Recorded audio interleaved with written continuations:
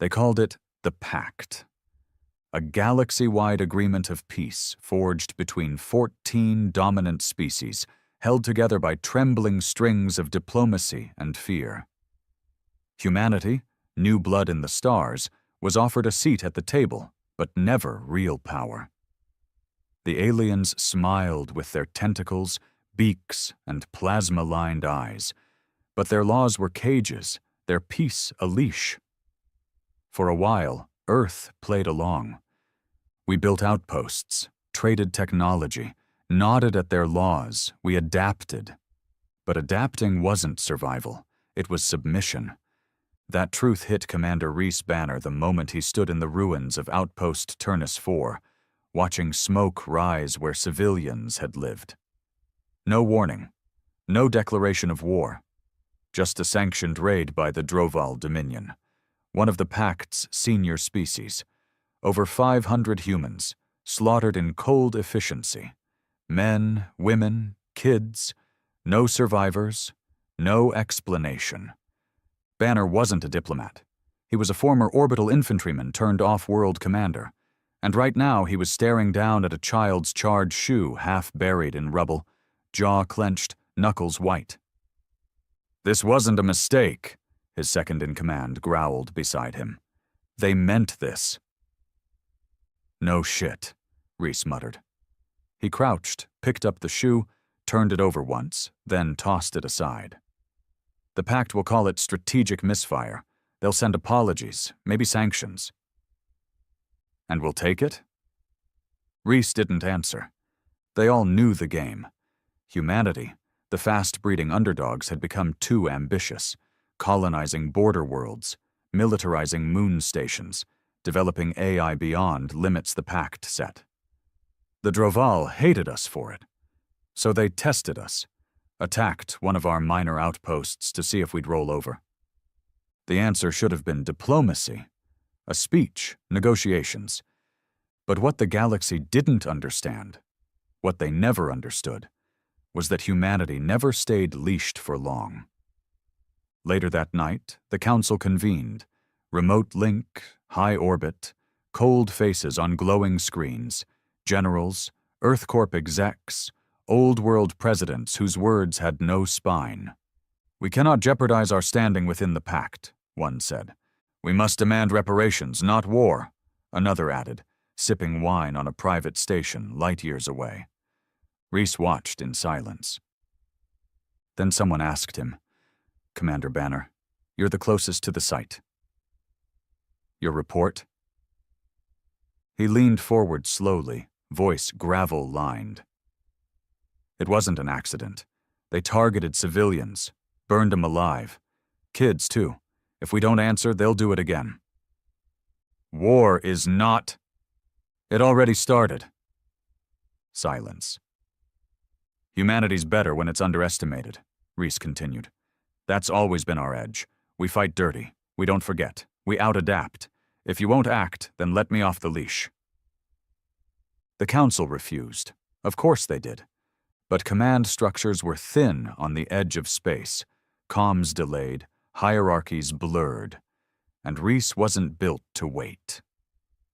Back at the base, he gathered his Black Ops crew, 9 men, 2 women. Former Earth infantry, dishonorably discharged, court-martialed, reassigned. The kind of soldiers who fought like beasts because life never gave them another way. They followed Rhys because he never lied, and he never asked what you used to be. He stood in front of them in the hangar bay, beneath the glow of the ship's open jaw. His voice was steady. "They burned our people alive," he said. "The Pact watched. The Droval will expect more speeches." "What are we giving them instead?" one man asked. Rhys smiled. "Vengeance. No politics, no parades, no recorded broadcast. Just one dropship, one destination, a Droval war cruiser stationed on the outer rim, full of soldiers drunk off the victory of Turnus 4. They didn't expect humans to strike first. They forgot what we do when peace fails. The dropship shuddered as it left the gravity well of the outpost's broken orbit. Rhys Banner stood strapped near the rear, silent, arms crossed over his armored chest. The hum of the ship's engines filled the compartment, a low growl that matched the tension in every soldier's chest. 12 warriors, no insignia, no formal orders. Just the last line between vengeance and silence. The man sitting across from him was Greaves, massive, thick-shouldered with a permanent scowl etched into his jawline like it had been welded on in a brawl. Greaves had served time for combat misconduct after a massacre on Lunaris Prime. He'd saved 6 Marines and killed 30 pirates. The problem? None of those pirates were supposed to die. Politically sensitive targets. Greaves had never cared. To his left was Nico, their sniper. Quiet as a grave, pale as a corpse, and twice as cold. They said he could hold his breath for 3 minutes while lining up a kill shot. Probably true. He hadn't spoken since they left Turnus 4, just sat there polishing his rifle like it was a holy relic. Each one of them was broken in a different way. Broken by orders, by war, by abandonment. But Rhys didn't need perfect. He needed hungry. He stood as the red lights flashed overhead. "Final approach," the pilot's voice crackled. "Visual on the Droval cruiser. She's just sitting there." Rhys turned towards the team. "You know the mission." "Confirm it anyway," Greaves growled. Rhys nodded. "We drop. Get in quiet. Plant charges at the reactor core and the bridge support. If they catch us, we don't stop until the whole damn cruiser's in pieces." "What about survivors?" asked Rain, their demo expert. Short, wiry, with eyes that never blinked quite right. "We're not here for prisoners." No one argued. This wasn't a mission. It was a message. The Droval cruiser floated like a monolith against the stars, 6 kilometers long, bristling with weapons and shields that could flatten a continent. But tonight, it was vulnerable, relaxed, arrogant. The humans had never struck back. The outer perimeter was thin, standard patrol drones, blind spots in the sensor nets, a single maintenance dock used for waste and resupply. Rhys's crew came in low, below the station's shield arc, hidden in the debris field from an ancient mining war. The dropship's stealth systems weren't cutting edge.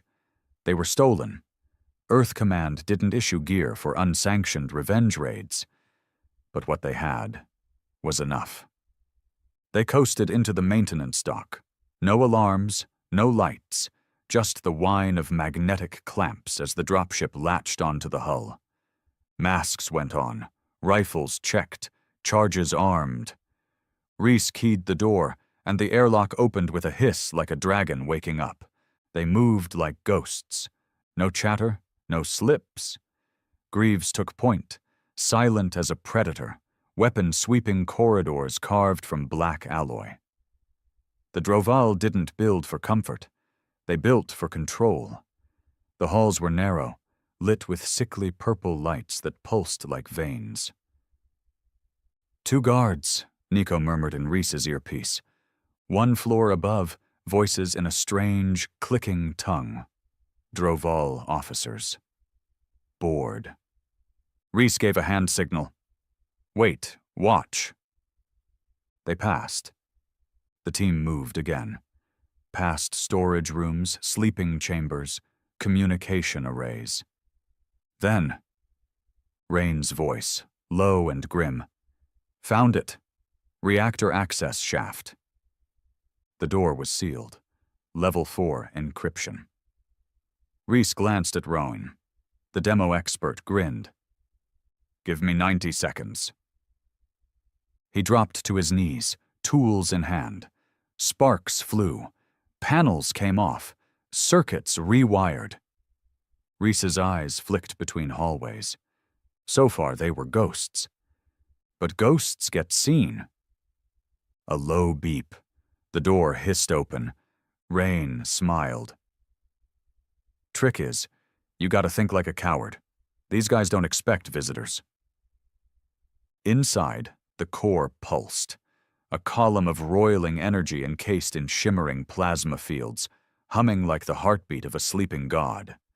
They'd planted 6 charges, 2 on the core, 2 on the support stabilizers, and 2 more near the control matrix. All synced, all quiet. Nico's voice cut in. Movement on the bridge deck. They're talking about Turnus 4. Rhys blinked. Translate? Nico had implants, crude but functional. They're laughing, calling us feral. One of them says we cried over soft spawn casualties. Greaves muttered, I'm going to rip their fucking heads off. Rhys tapped his comm. Bridge team, on me. They split into 2 squads. Rhys took Greaves, Nico, and Alan, former reconnaissance turned knife fighter. The rest stayed with Rain to finish planting the last charges and secure the escape route.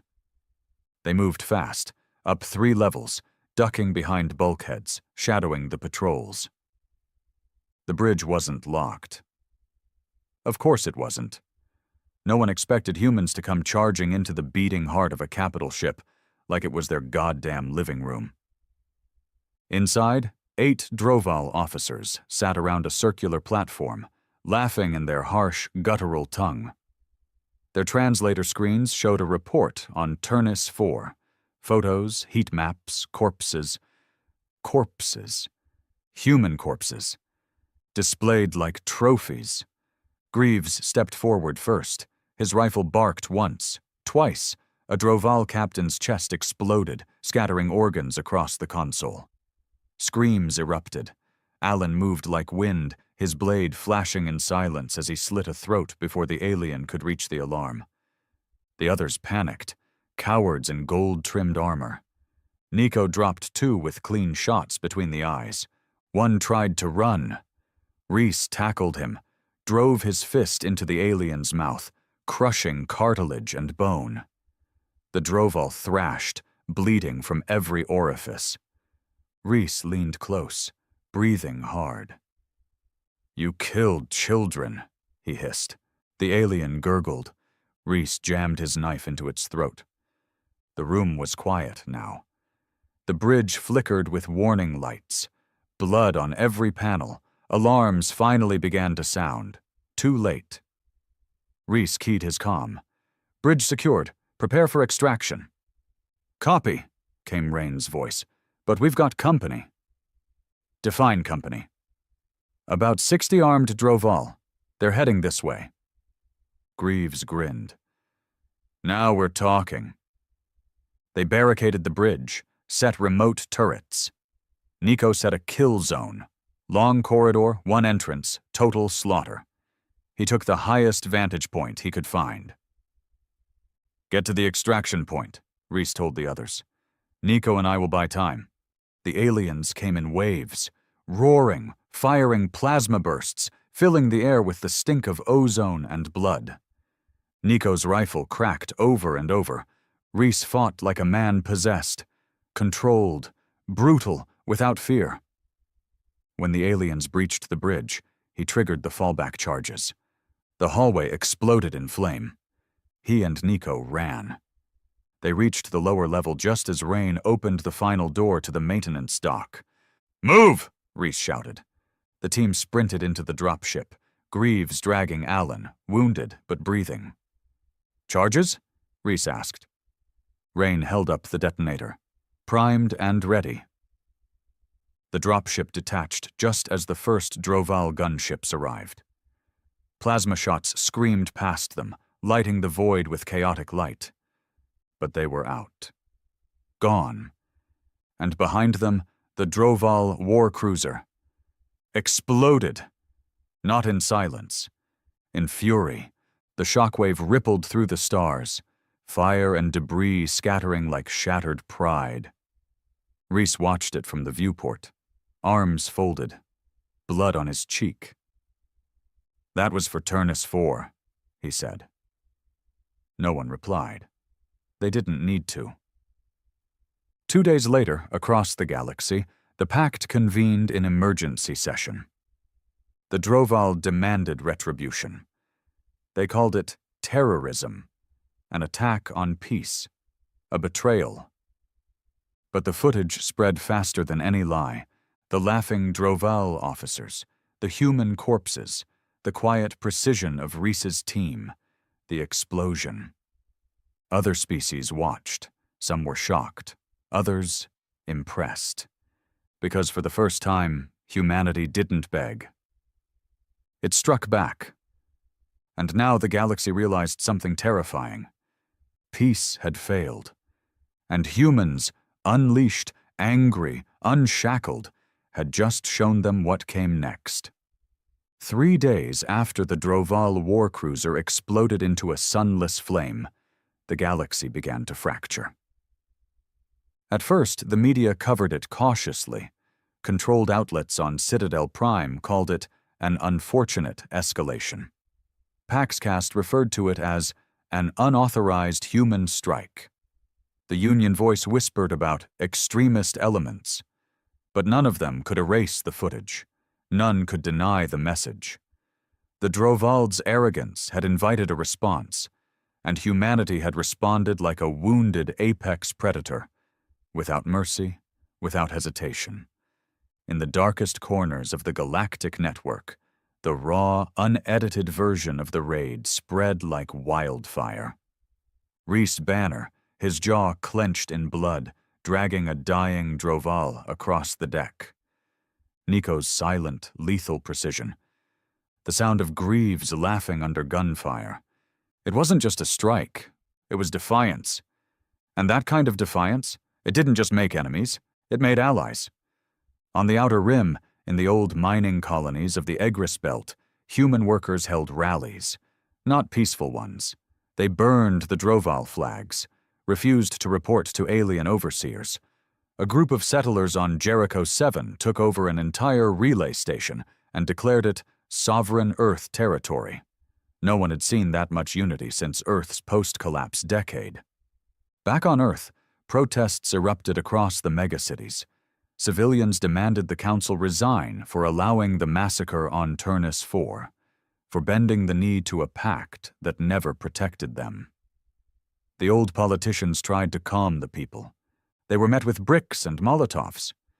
In the shadows, Earth's military council held an emergency session beneath the Arctic complex, deep underground, away from the Pact's surveillance. 6 generals, 2 fleet commanders, 1 ghost.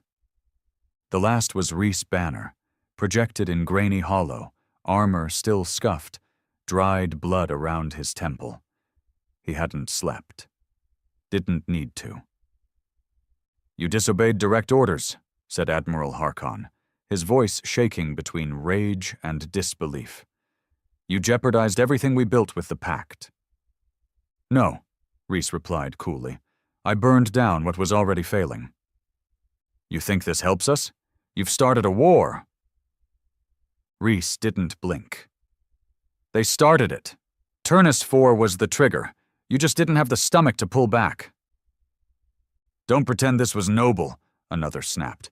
"You and your team are criminals now. You've made humanity a target." Reese leaned forward. "We've always been a target. We were just too busy groveling to notice." The room fell silent. Finally, General Corwin, a man with one eye and a spine of iron, spoke. "And what now, Commander? What's your plan? Because whether we like it or not, the galaxy just saw you as our front man." Reese's expression hardened. "Then it's time we act like we deserve the spotlight." Meanwhile, far beyond Earth, in the depths of the Nefari quadrant, the Droval weren't sitting idle. High Commander Vezkar paced the throne room bridge of his flagship, the Vox Ultor, a behemoth that made the destroyed cruiser look like a toy in comparison. His mandibles clicked in irritation. His pride was wounded deeper than the ship's lost systems. Never in recorded Droval history had prey dared strike first. "They broadcasted it," he snarled to his elite guard. "They celebrated it. These humans, vermin, mammals, they humiliated us." His second-in-command, Ekatol, flinched as he responded. The council is torn. Some want war, others suggest diplomacy. Diplomacy? Vezkar turned sharply. With apes. Ekatol lowered his gaze. Prepare the purge fleets. No more colonies, no more alliances. We burn Earth. Then we erase every outpost, every trace. High Commander, the Pact. The Pact is weak. If they wanted peace, they should have stopped the humans. Back on the fringe of Allied space, Reese sat inside a retooled freighter orbiting a derelict station. Off-grid, illegal, and perfect. His team had grown. The footage of the raid had made him infamous among rogue units, veterans, and those long ignored by the Earth Command. Greaves leaned on a console nearby, watching the reports come in. Droval fleets are mobilizing. No more cloak and dagger, he said. Looks like they're done playing politics. Reese stood, silent. Nico entered the room next, throwing a holodisc on the table. More messages. A dozen squads from Egris and Terran systems want to join. Former recon, rogue engineers, and even a few exiled pilots. We've got volunteers. Then we build a resistance, Reese said without pause. A resistance? Greaves asked, raising an eyebrow. You planning to run this like a rebellion? No, Reese said darkly. I'm planning to make sure Earth never bows again. He turned to the rest of the room, a mix of weathered faces and new recruits, men and women who'd been burned, forgotten, or ignored. You all saw what they did on Turnus 4, Reese said. That wasn't war, that was extermination, and if they could get away with it once, they'll do it again. They will do it again, Alan muttered, still walking with a limp but back on his feet. Reese nodded. We won't stop them by talking. We won't stop them by waiting. We stop them by reminding the galaxy who the hell we are.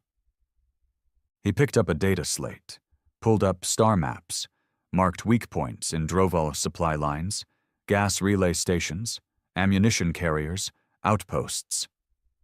We hit them where they think they're safe. We hurt them in places they can't defend.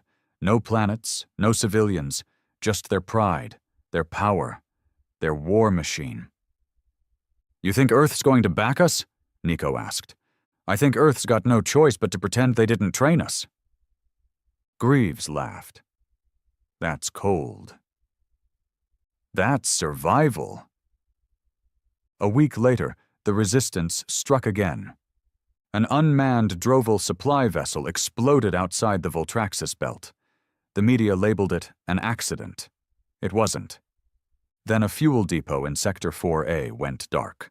A crew of 10 rogue engineers from Earth's mining colonies had slipped inside. No casualties, but the entire sector stalled, millions of credits in losses. The Droval blamed pirates. They knew better. Inside Vezkar's chambers, rage boiled over. They multiply, he hissed, claws gouging the steel table before him. Every time we cut one head, 3 more grow. Ekatol watched silently as Vezkar stared at the footage, the faces of the Resistance, human, hard, defiant. They have no empire, he muttered, no throne world, no grand fleets, and still they spread. They spread, Ekatol echoed carefully, because they are desperate. No, Vezkar said, turning slowly. They spread because they are angry. And anger is harder to kill than armies. In the following days, the Pact began to fray. The Corithi Republic condemned the Droval strikes and called for a ceasefire. The Filari traders quietly cut off their supplies to Droval fleets. Even the cold-blooded Xyrix hive mind sent probes to Earth, not to threaten, but to study. The humans had done what no one expected. They shattered the illusion of Droval invincibility. And Reese Banner? He became a name whispered in alien bunkers, printed on outlaw banners, carved into prison walls. He wasn't a commander anymore. He was a symbol. But not everyone on Earth agreed.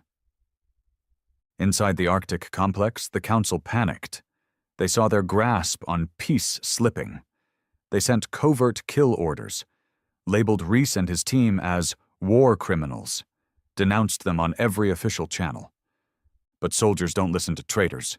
When one of their own, Captain Terrell, a decorated Earth Navy officer, was ordered to shoot down a rogue resistance ship, he refused, defected, brought with him 5 destroyers and their crews. Peace failed, he broadcasted to the galaxy, but Earth didn't. Reese stood on the bridge of his stolen freighter, watching the incoming fleet signatures. 5 Earth Navy destroyers, hundreds of soldiers ready to fight, not because they were told, but because they believed. Greaves stepped up beside him. So, what now? Reese didn't take his eyes off the viewport. Now, he said, we stop being prey. The sky above Tyros 6 burned red. Not with sunset. With war. The Droval counterstrike came faster than anyone expected. Intelligence guessed weeks. They took only 4 days. Reese Banner stood on a ridge outside the colony settlement as explosions rocked the horizon. The forward radar stations had already gone silent. Then came the long-range comms. Gone. Cut in seconds. The Droval weren't just retaliating. They were broadcasting a message.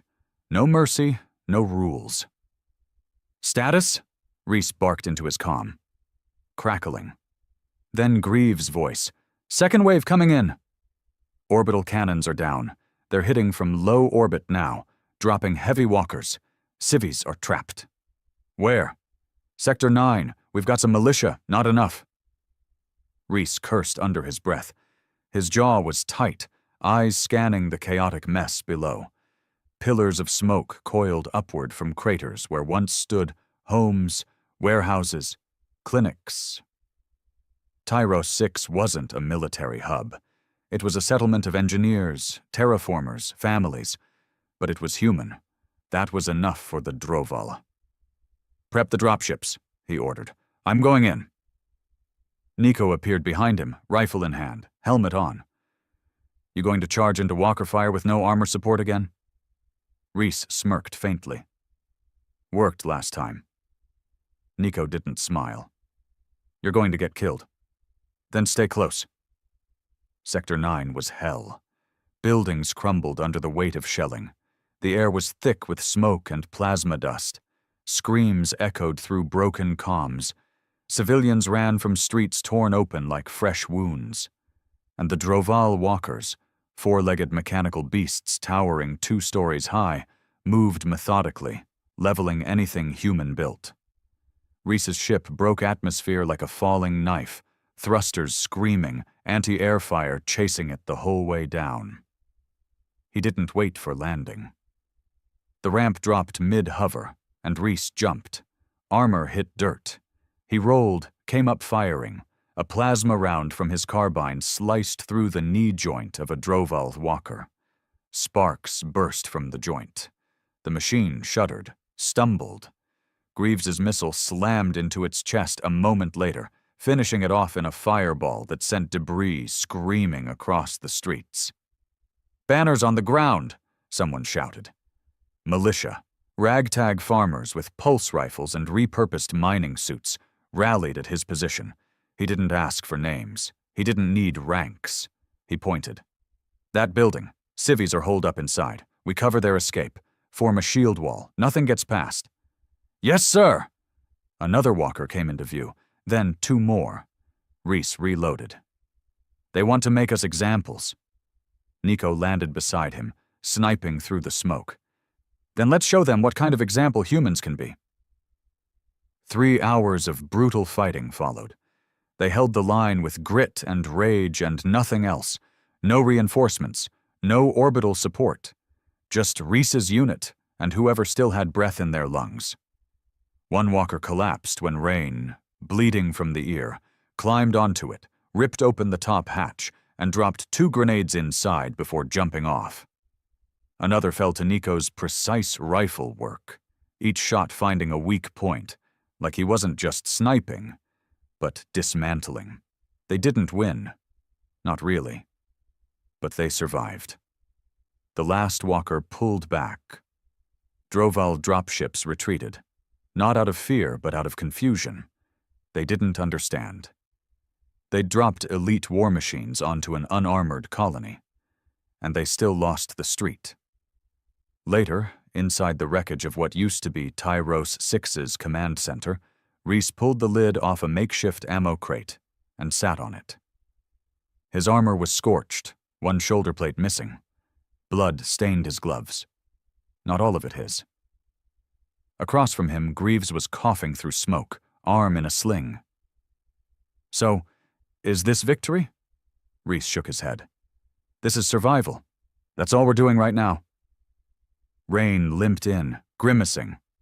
We've got 5 transport ships still working. We're pulling out civilians now. Estimate? 700 survived. Out of 2,000, Reese muttered, staring at the cracked floor. Greaves slammed a fist into the wall. We should have had defenses. Should have had something more than a handful of goddamn pulse rifles. We were never supposed to win, Nico said quietly. Not here. Not in the Pact's rules. Reese stood. They picked Tyros because they thought we'd break. He looked out the shattered window at the red-tinted sky. Dropships lifted off with the last of the survivors. But we didn't. Far above, Earth watched in silence. The Council held emergency votes. One faction called for peace talks. Another argued for open war. A third suggested letting Reese die quietly in space and pretending he never existed. But public sentiment was boiling over. Footage of Tyros spread, same as Turnus 4. Only this time, it showed humans fighting back. A video of Reese hauling a screaming child from a burning building went viral in under 6 minutes. Another of Nico dragging a wounded man to safety while shooting a Droval in the face mid-step made its way to underground media circuits. Earth Command couldn't spin that, couldn't deny it. For the first time, citizens weren't asking for peace. They were asking for vengeance. The next blow came from the most unexpected source.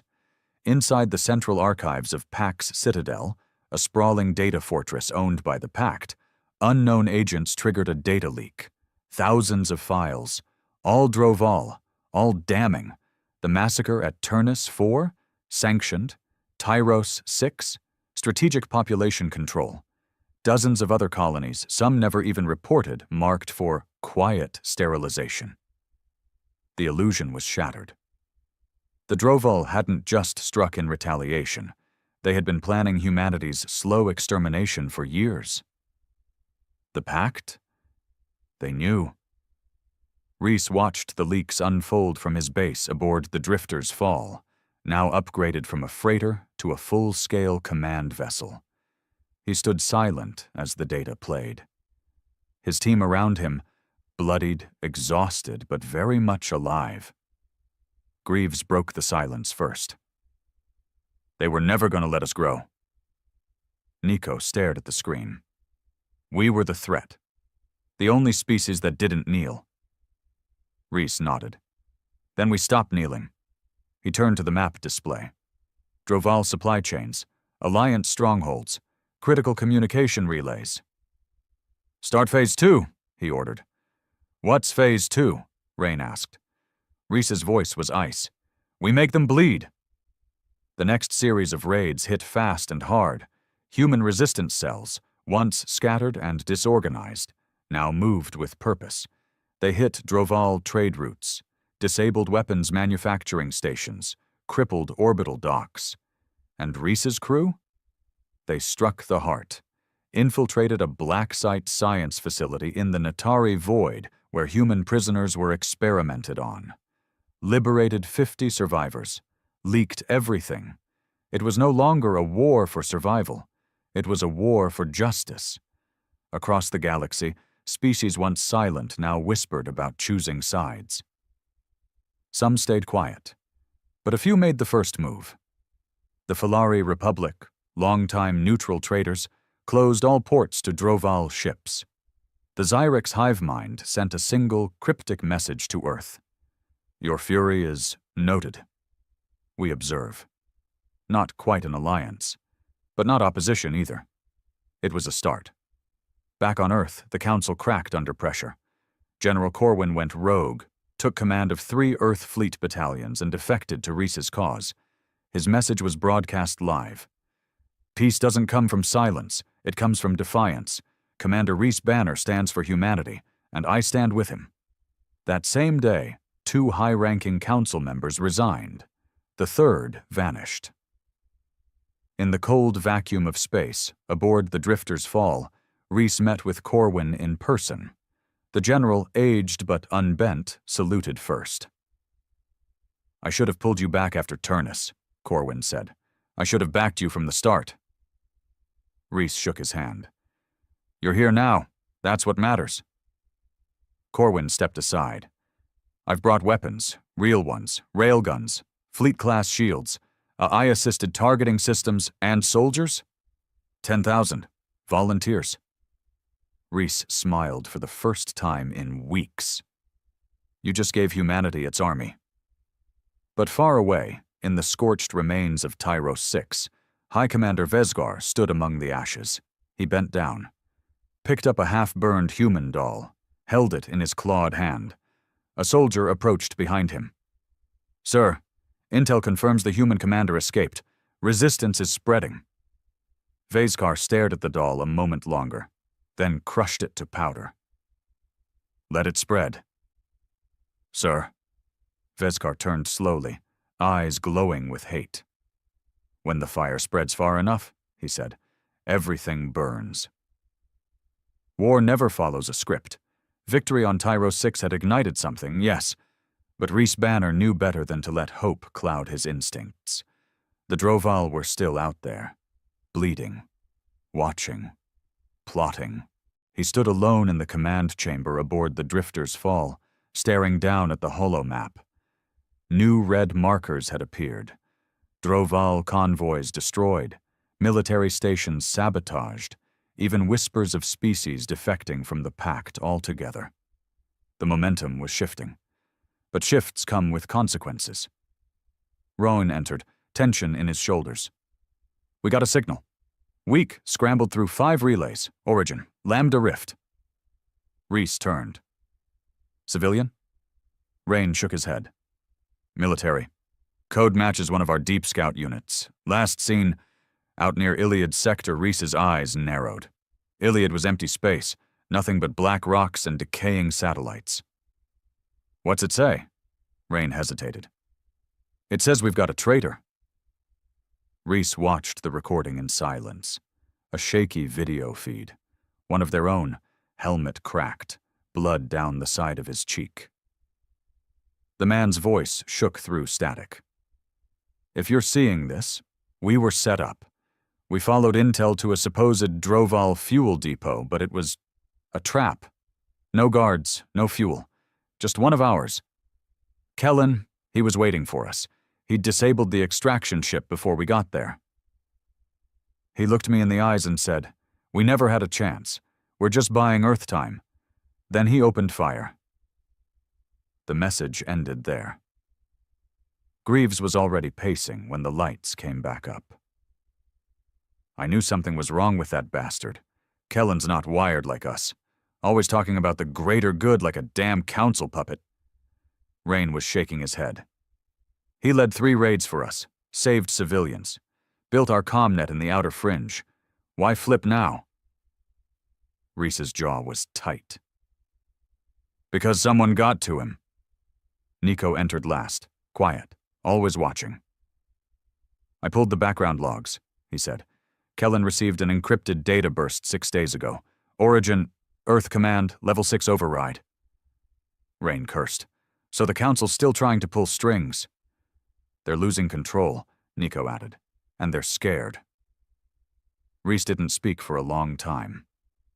When he finally did, it was with the gravity of a commander who'd buried too many already. Get me everything we have on Kellen, every outpost he's visited, every soldier he's spoken to in the last week. If there's rot inside our ranks, we cut it out now. Reese and his team traced Kellen's last movement to a shadow relay on Bastion 3, an abandoned human listening post deep in asteroid space. No official logs placed him there, but black box data told the truth.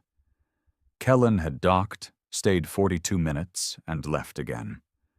Reese took a squad in person. The station was dead.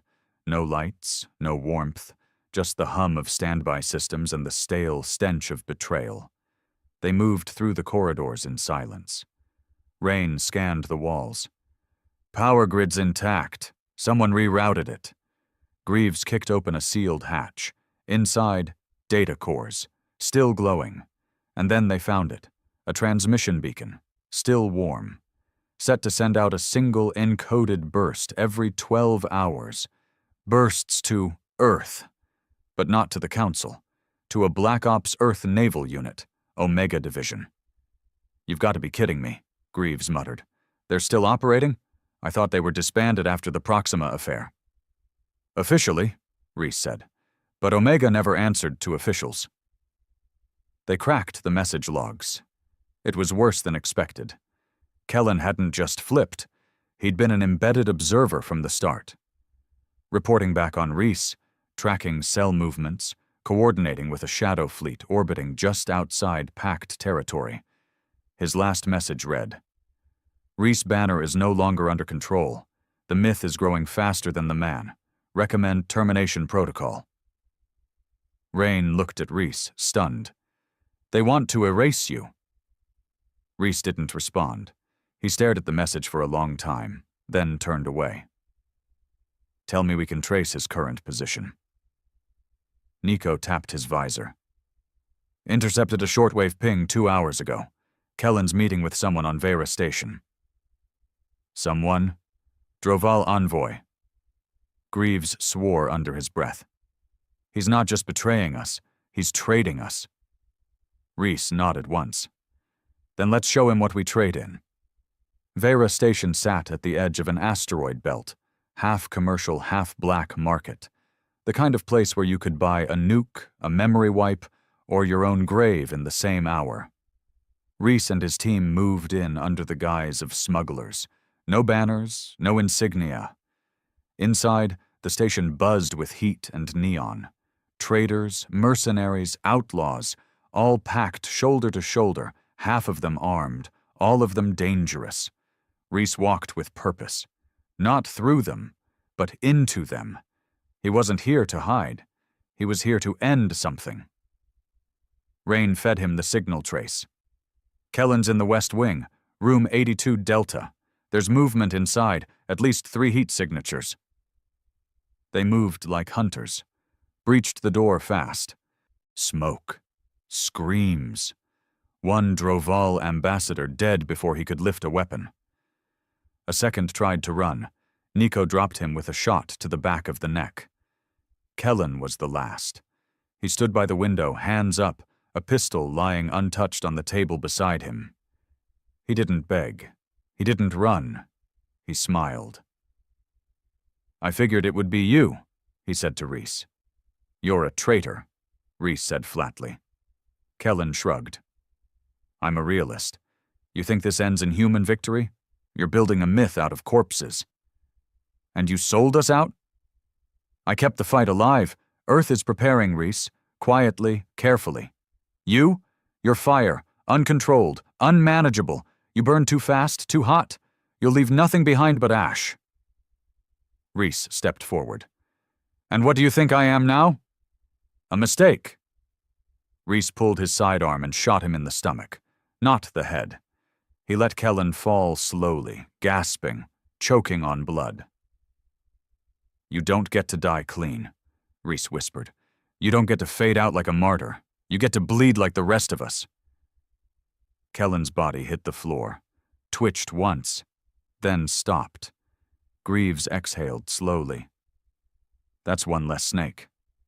Nico stepped to the window. But not the last.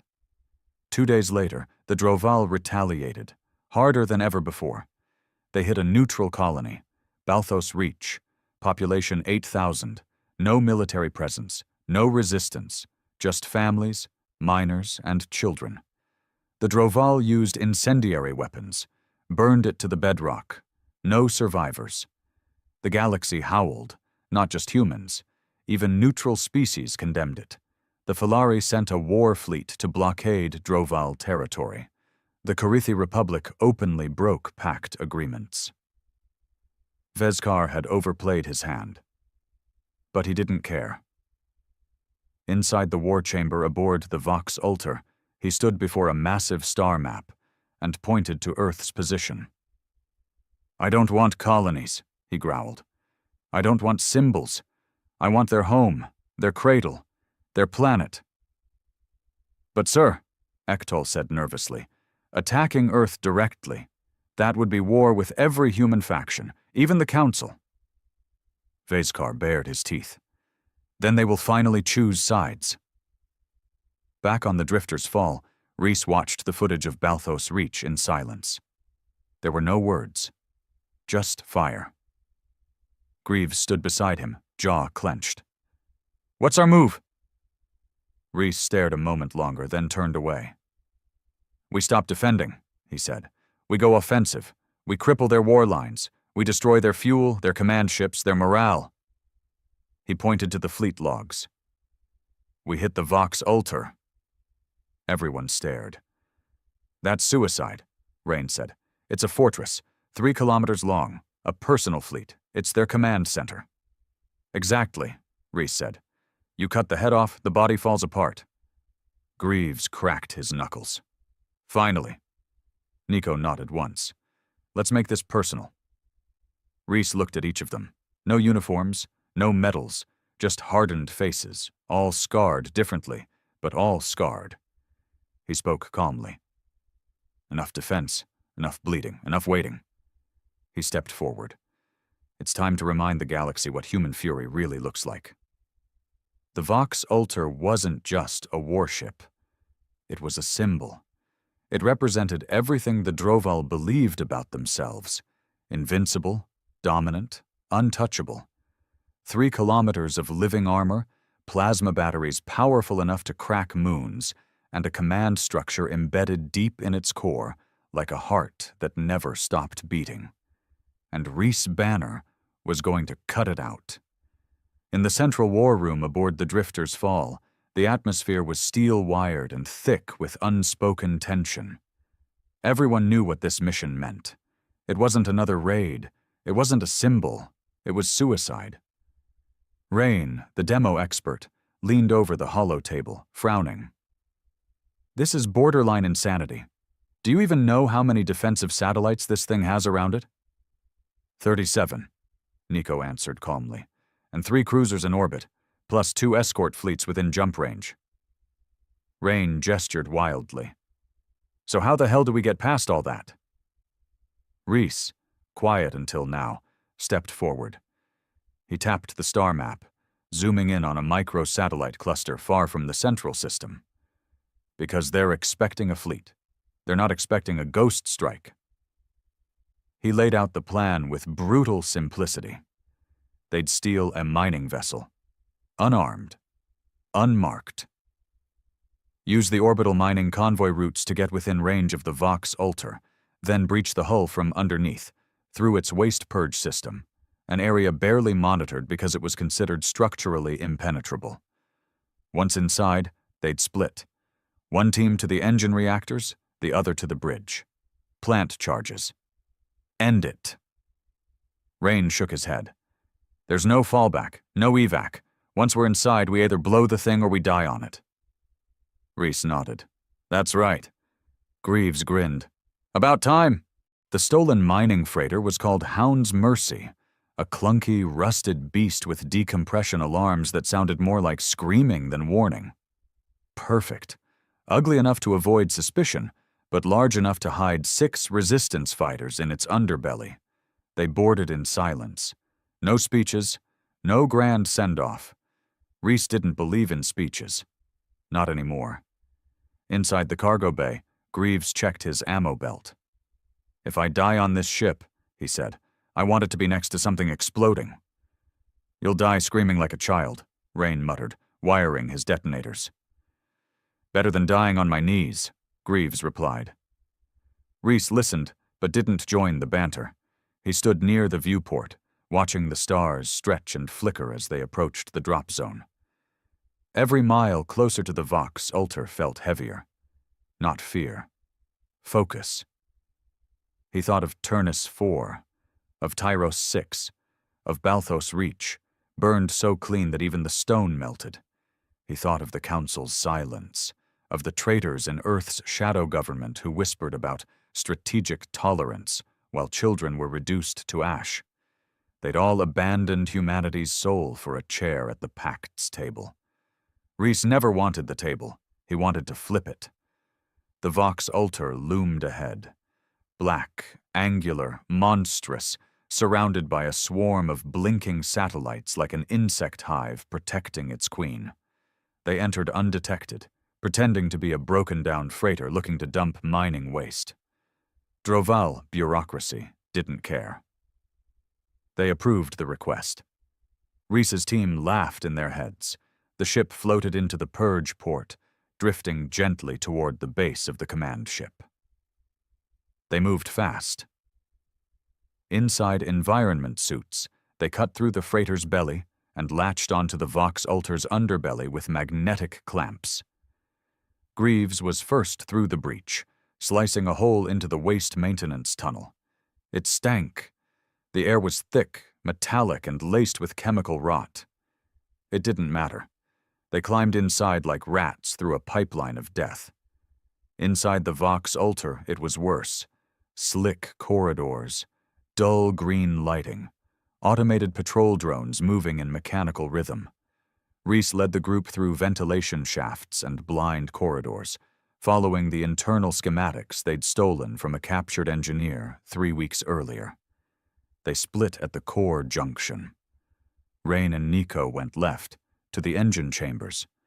Reese, Greaves, and Allen went right, to the bridge. They had 23 minutes.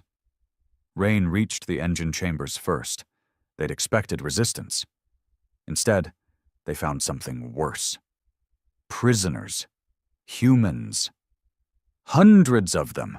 Stripped, shackled, used as biological batteries to regulate power flow and heat transfer through nerve feedback systems. It was a kind of tech humanity hadn't even considered developing. Rain stared at the wall of faces. Some barely breathing, some already dead. One looked at him. A girl, maybe 15. "No," she whispered. He stepped forward. "We're here to get you out." "No," she said again, but this time it wasn't fear. It was a warning. Then the trap sprung. Droval guards erupted from hidden side vents. 10, then 15, then more. Rain and Nico fired fast and hard, dropping the first wave in seconds. But it wasn't enough. Rain screamed as a plasma blade sliced across his thigh. He dropped to his knee, blood pouring. Nico dragged him behind a generator, covering him with deadly precision. "We have to blow the core," Rain gasped. "We will," Nico said, slamming a charge onto the reactor wall. "But the kids—" Nico paused, looked back at the shackled humans. Then he stood. "Get ready to run." Rain blinked. "What?" Nico activated his cloak and stepped out into the fray. One by one, he shot the restraints. One by one, the prisoners dropped, crawling toward the exits. He took a round to the chest. Still stood, took another, and another. He activated the last charge, turned to Rain, and gave the nod. Then the lights cut out, and the room exploded. At the same time, Reese and Greaves reached the bridge. Bodies everywhere, but no gunfire. They moved through empty corridors, deeper and deeper, until Reese realized the horrible truth. "They're waiting for us." Greaves raised his rifle. "Then let's not keep them waiting." The bridge doors opened. Inside stood High Commander Vezkar, alone, massive, armored, calm. "You came," he said. "How human of you." Reese aimed his weapon. "This ends now." Vezkar chuckled. "You think killing me ends this war?" I think burying you sends a message. Vezkar moved like lightning, lunging with a spear blade. Reese barely dodged. Greaves fired twice. Both rounds bounced off the alien's armor like rocks against a tank. Reese threw a flash grenade and charged. They fought brutally. Vezkar wasn't just a strategist. He was a warrior. He tore through Greaves' shoulder with a slash, dropping him. Reese tackled the beast into a console, drove a combat knife into the gap between his chest plates. "Your fury," Vezkar snarled, choking on blood, "will destroy your people." "No," Reese said, twisting the blade. "It'll save them." He pulled the trigger. The headless body of Vezkar fell to the floor. Greaves coughed blood. "You killed the son of a bitch." Reese didn't speak. He planted the charges on the bridge walls and keyed his comm. "This is Reese Banner. The Vox Altar is going down. Rain, status?" Silence, then crackling. "Nico's gone. We saved some, not all. Reactors rigged." Reese exhaled. "You have 90 seconds to get out." "Already moving." Reese lifted Greaves to his feet. "You good?" "Better than him," Greaves growled, kicking Vezkar's corpse. They ran. The corridors turned red as alarms blared. Droval soldiers panicked. The death of their commander had broken the chain of command. Without Vezkar, there was no unity. That was humanity's gift. Kill the center, and the rest forget how to breathe. Reese and Greaves dove through the breach tunnel seconds before the Vox Altar exploded from the inside. Fire rolled through its length like hell exhaling. Back aboard the drifter's fall, they counted the names. Nico. Gone. Alan. Dead on re-entry. Rain. Alive, but barely. They didn't hold a ceremony. They sat in the dark, each man holding silence like a weapon. Reese stood before them finally, bleeding, tired and furious. "We hit the heart," he said. "We killed the architect." "But it cost us everything," Rain whispered. Reese looked him in the eye. It was worth it. Outside the ship, the wreckage of the Vox Altar drifted in space, glowing like a cursed sun. And across the galaxy, species rose up. The Pact was crumbling. Humanity wasn't begging for peace anymore. It was making war. News of the Vox Altar's destruction shattered the galaxy. It didn't just shake the Droval, it broke them. For 2 centuries, the Vox Altar had been more than a warship. It was an icon, a throne in motion. It was the seat of power from which Vezkar commanded empires, issued extermination orders, negotiated through fear. Now it was ashes, and humans did it. Again. The footage made its way to every corner of the stars, leaked by surviving resistance cells, rogue broadcast stations, and smugglers who'd turned patriot overnight. Reese Banner standing in the ruins of the bridge. Vezkar's mutilated corpse at his feet. Then the explosion. Caught from orbit, a burning flower of vengeance blooming in space. The galaxy didn't just witness a victory, they witnessed a reckoning. On Earth, panic spread through the Council like fire through dry wheat. Councillor Burneth, chief liaison to the Pact, collapsed on live transmission mid-sentence after stammering, "We had no knowledge of this act of aggression." The remaining members convened in secret, deep beneath the Arctic complex, desperation clawing at their voices. "This cannot be allowed to stand," one shouted. "They've just declared war on behalf of our species without sanction." "The Droval have named Reese a war criminal," another hissed. "And they're not just threatening retaliation, they're demanding Reese Banner's head. They want Earth's cooperation in handing him over." A long silence followed.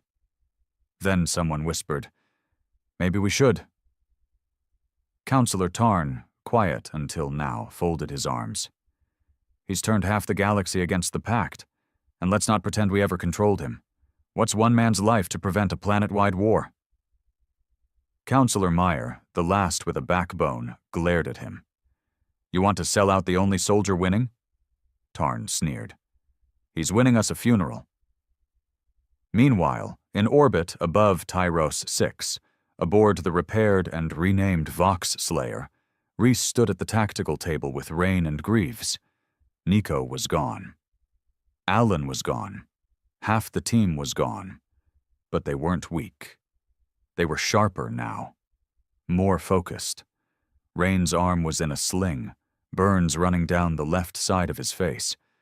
But his mind hadn't dulled. He tapped at the screen showing Droval fleet movements.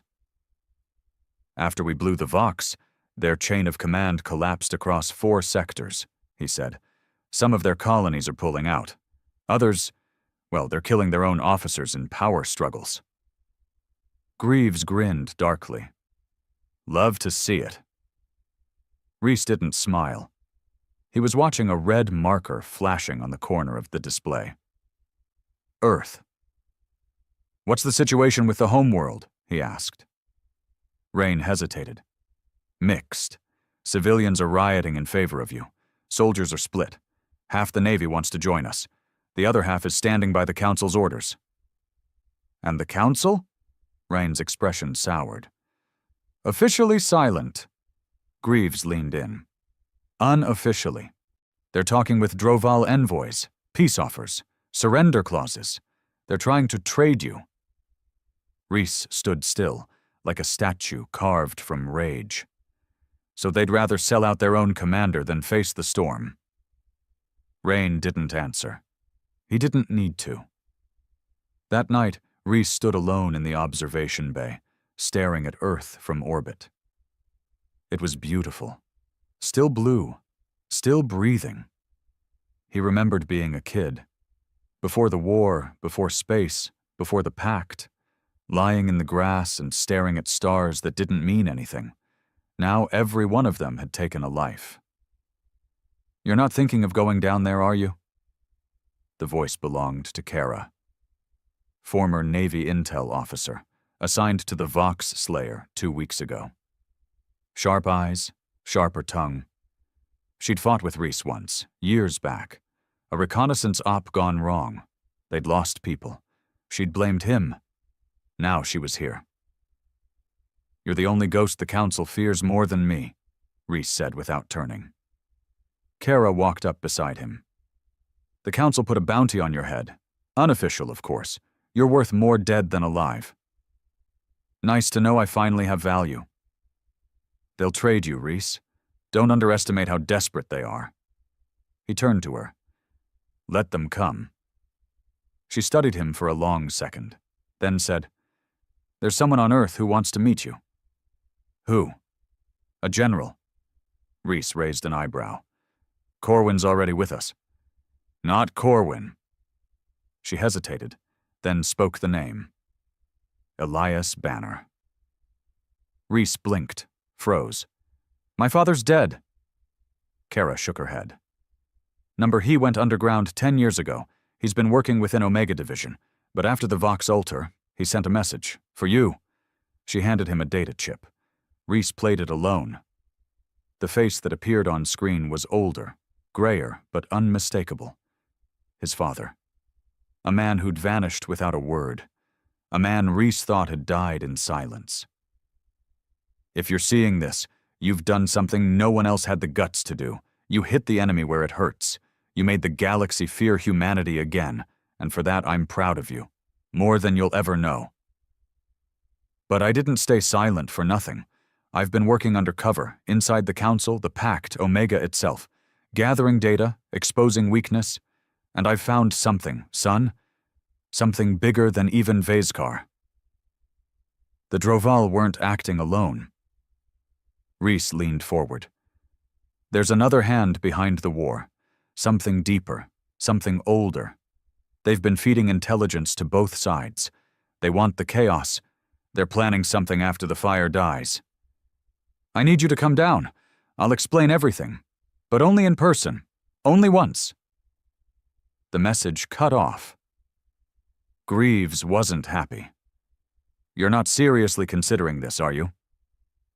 Reese sat at the head of the table. Silent. Focused. He's my father. He left you. For a decade. No word. And now he wants a reunion after we put the galaxy on fire? Rain added, "It smells like bait." Kara spoke up. "He's not lying. I've worked with him. He's brutal, cautious, but not a traitor." Greaves shook his head. "Even if he's telling the truth, the Council will kill you the second your boots hit dirt." Reese stood. "Then they'd better be fast." He dropped alone.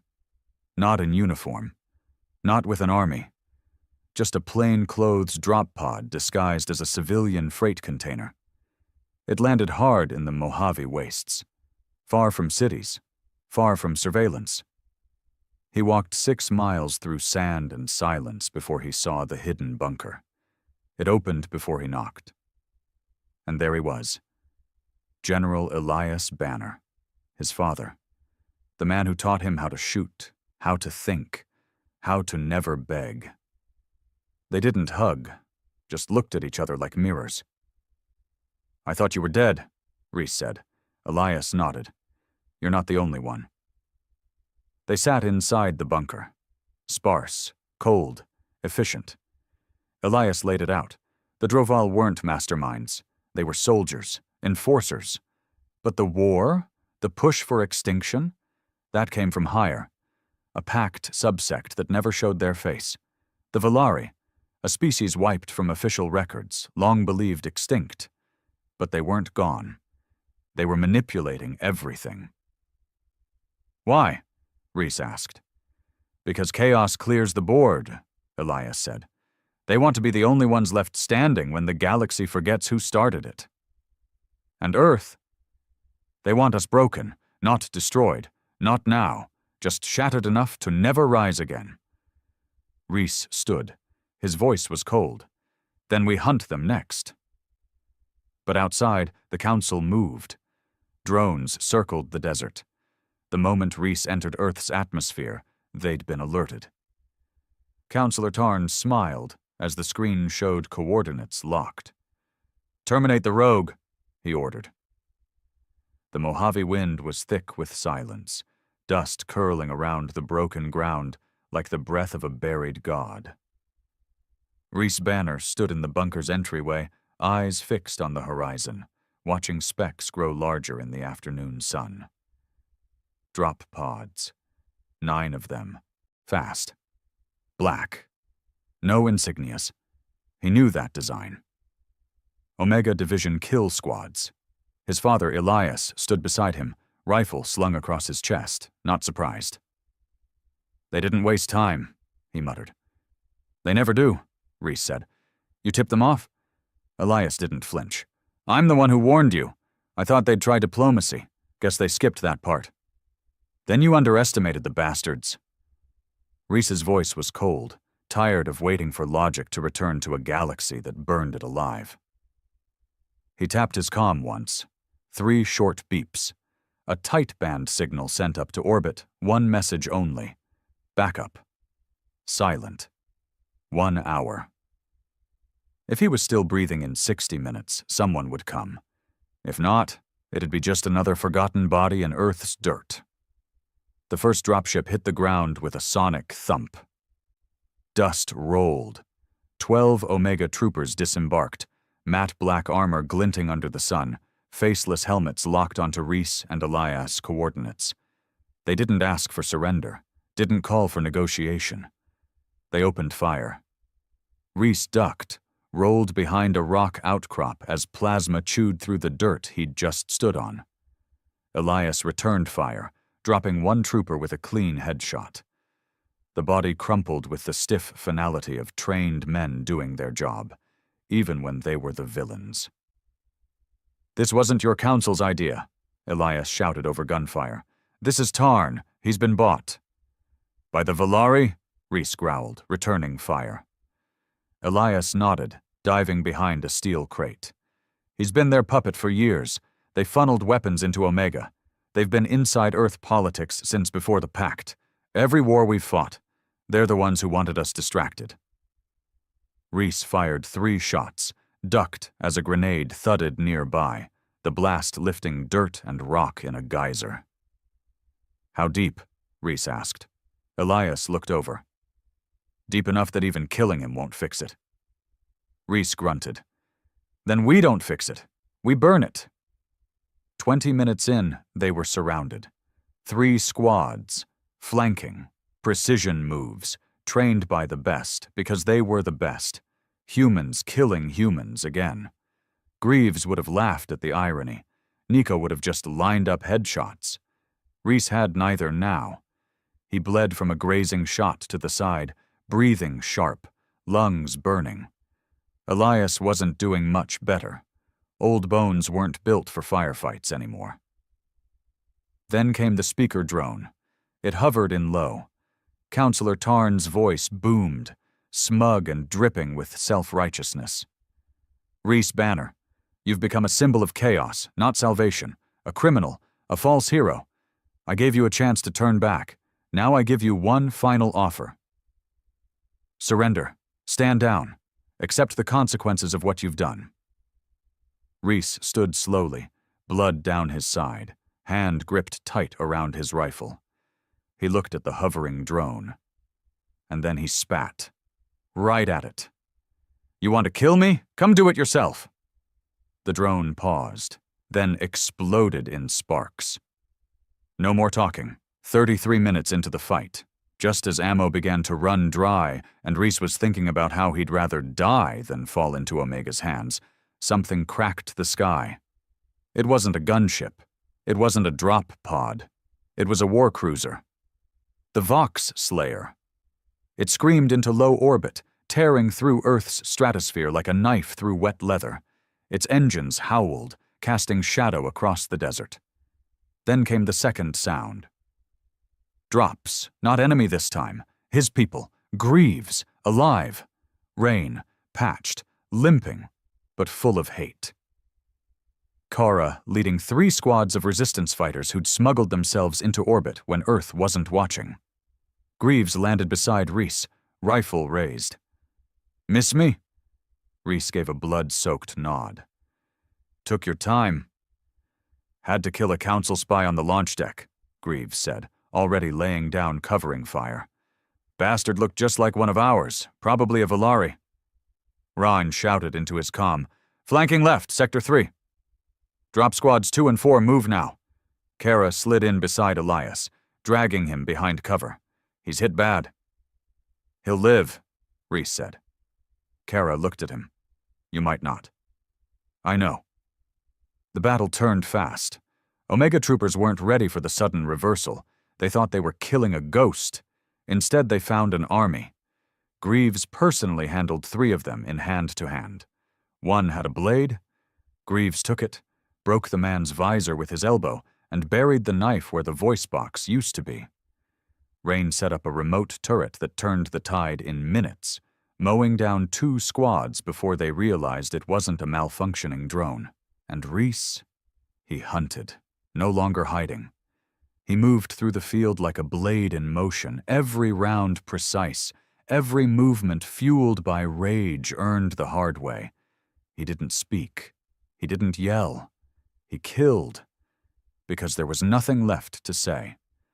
When the last Omega trooper fell, the battlefield stilled. Greaves limped over, dragging the body of a squad leader.